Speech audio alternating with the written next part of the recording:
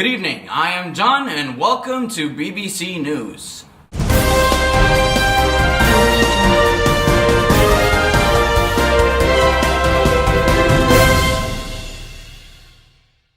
Today we have with us two young students from my university who have conducted a statistical research that will blow your mind. Right, Jamie?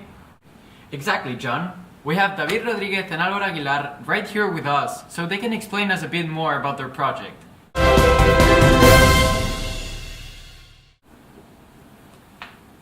Oh hi, I'm David Rodríguez. We conducted this research because we wanted to find if there was statistical correlation between inflation and social cohesion. For social cohesion, we analyzed two variables that we thought that would be good measurements of this. In your screens, you will see now one of the first graphs that we were able to analyze. So for this first graph, we have Spain between the years 2004 and 2014. And in blue, we have the inflation change on a percentage year on year, and in red, the poverty change on a percentage year on year. And right below this graph, we have Italy in a more or less similar timeline, where we can observe that in both of these graphs, there is some kind of correlation. So that gave us a good start. Exactly, David. In the beginning of the project, we had a database of 43 countries, but in the end, we had to discard them all but these 10, because we didn't have enough quality data in order to use them. The OECD considers an inflation rate of 2% the normal one. And from the 10 remaining countries that we had, we can see that most of them are around this rate, being Lithuania and Slovakia the two higher ones with an inflation rate of 3%. An interesting chart that we created shows the mean and the standard deviation of inflation, income inequality, and poverty of these 10 countries. This data was really useful to compare it in order to do further experiments. One of the most intuitive experiments that we carried out was the hypothesis test for our countries. In this test, we wanted to see whether a higher inflation rate would correlate with a higher income inequality and a lower inflation rate with a lower income inequality.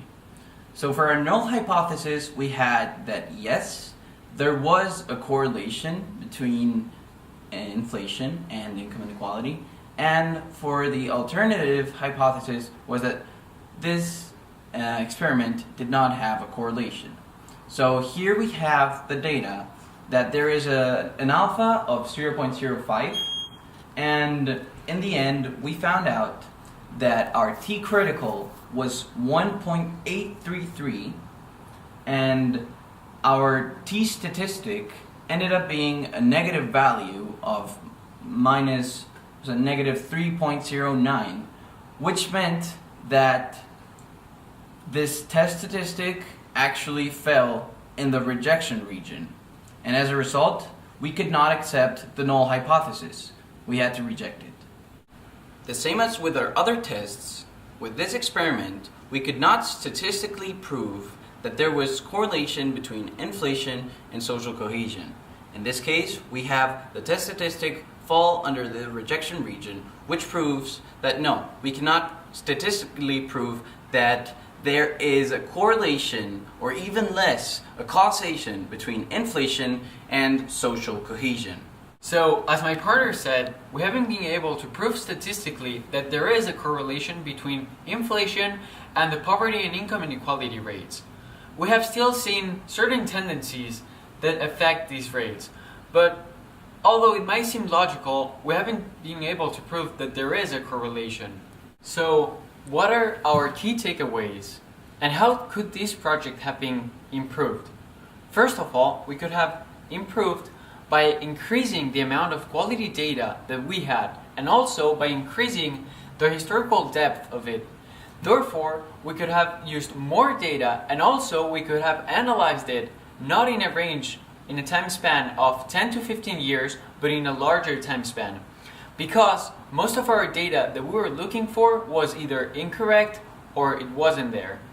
Before wrapping this up, we have an exclusive conversation between Álvaro and the Prime Minister of Spain, Mariano Rajoy. Ya está. Hello, Mr. President. Hey Álvaro.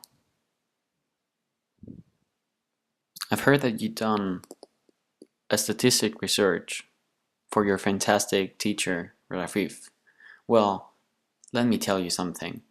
Even if Rafif is an amazing teacher, be careful with what you say about Spain, because the unemployment, very unemployment, and a lot unemployment.